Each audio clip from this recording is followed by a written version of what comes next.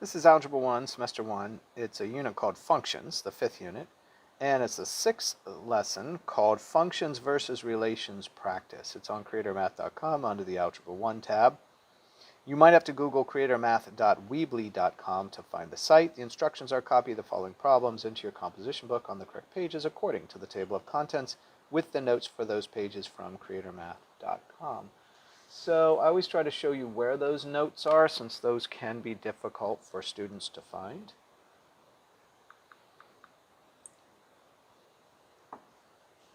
And hopefully this will help you find it. Usually once students find it once, they can get back to it.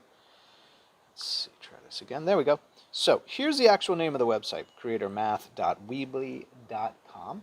Right? If you Google that, hopefully you can get to this home page. Looks like this, right? That's how you know you're on the right site. If you have any questions about composition book, which students always do, go down to the words composition book right here, read all the directions, watch all the videos, adhere to all the due dates, and put all the right things on the right pages, right? Follow these directions. And now I'm going to switch over to notes, and that's under the tab of the course you're in, or in this case, the video we're making. If I can get there. So under these tabs, you'll find for the actual class, you'll find at least 5 things here. You'll find the notes, the practice problem sets, which we're going to do right now, the video of the practice problem set, which we're doing right now, the page numbers on which the notes go in the comp book, and of course the all-important vocabulary practice study PDF.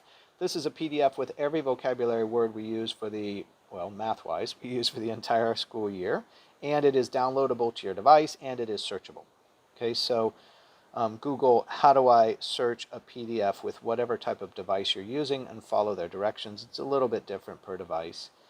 And just know that if you're not getting 100% on your vocabulary practices, you may not know that this PDF even exists. So let me help you out with that. The whole point is for you to practice those vocabulary words and to get 100% on your vocabulary practices. All right, with that said, we're going to scroll down and find the unit. Let's find the semester first of the video we're making, and in this case, it's going to be of the semester you're in, right? You want to make sure to match the semester. Under the semester number is the all-important table of contents. The table of contents needs to be copied onto pages 2 through 6 of your composition book. It is a little bit of work, takes 30 to 40 minutes depending on your writing speed. It's very important to me. Why? Because it defines every page number that everything goes on in the comp book. And students will ask, how do I know where to put things? Well, you've got to know what this table of contents is for the semester you're in, and be careful to choose the correct semester you're in, because if you copy the wrong one into your comp book, that can cause some consternation. And every semester, it seems, one or more students misses that point and copies the wrong semester into their comp book. Okay, so now we're going to scroll down to the unit we're in. Here it is. This unit is called Functions, and this is the 6th lesson, lesson number 6 right here. It's called Functions versus Relations. Here are the page numbers on which the notes go in your comp book. Please don't take this video's word for it, but go back and find the original table of contents at the time you're viewing this. These page numbers will have, or probably, most likely, maybe, will have changed, all right? Here are the notes that go on those pages. We'll open that in a second. Here's the problem set we're going to do right now, and the video link will be here when it's done if everything works out right. All right, so we're going to open the notes. These go in your comp book, and fair warning, it can take me a couple times to open notes. This one sharpened up on the first run here. So this is some of the notes that you will put in your comp book. It talks about a function is a relation, but a relation is not necessarily a function. All right, so here's 2 different graphs. This one's of an exponential curve. This one's of a parabola lying on its side, opening in the along the x-axis here. So what is a function? What is a relation? A function has a single y value for every x value. So if we came out here on the x and we went up, there's a y. Came out here on an x, there's a y. But notice in this one, you come out on the x, there's a y here and a y here. There's 2 y's for every x. This is not a function. This is a relation. Right? And that's it. It's a complicated idea, and in the end, very simple once we get down to the brass tacks of what it means. So, reminder, x is called an input, y is called an output. Good. All this goes in there. where there's something called the vertical line test. So if you pretend that, you're a scanner, right, or you're a copier. I don't know if you've ever seen a copier. There's a light that comes across the page and scans across the page. So this is a vertical line. Notice the vertical line only touches the graph in one place. That would be a function. If the vertical line touches the graph in two places, it's no longer a function. We call it a relation. There's a lot of complicated ways of explaining this. This is one of the easiest ways. It's talking about the graphing here. Put those in your notes. Here's a parabola where we're graphing out the different points. Put those in your notes, and it's illustrating how there are multiple y's per x value. Okay. With those notes in your comp book, that should give you a background to go ahead and start the problem. So we're going to look at the problem set for this lesson. A graph with a single output for every input is a function. So just to go back to the notes, here's an exponential curve, right? For a graph with a single output. So here's an input x. The x has an input value. Now you go up and this becomes the output y, right here, height.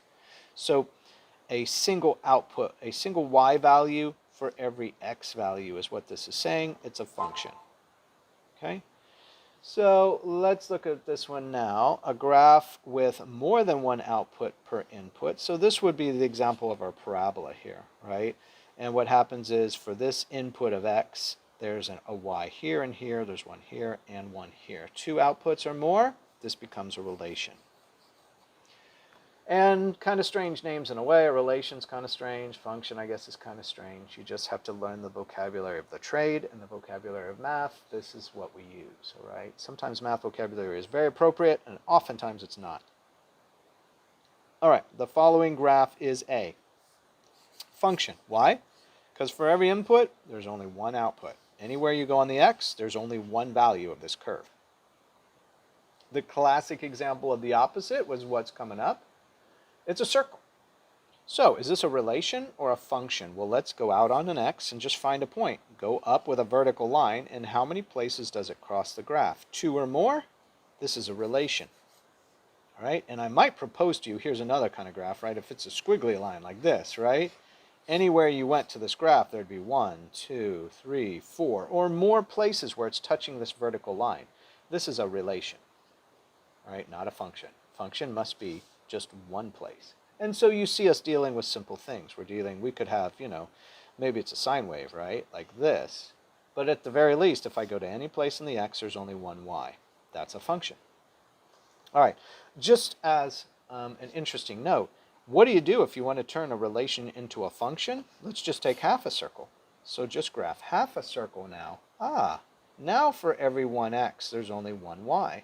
So I can divide this circle in half and have two functions, one the top of the circle, the other the bottom of the circle, and examine this circle in terms of a function, because what I did was cut up the relation and make it into a function.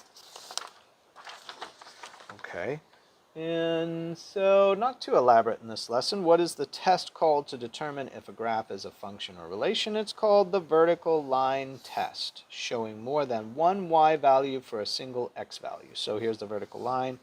It's crossing this graph in two places. This now turns into a relation, not a function. Fair enough? So make sure you are matching up the title of this video with the problem set you're doing. This is Algebra 1, Semester 1. It's a unit called Functions, the 5th one in this case, and it's a lesson called Functions versus Relations Practice. It's the lesson number 6 in this case. It's on CreatorMathcom under the Algebra 1 tab.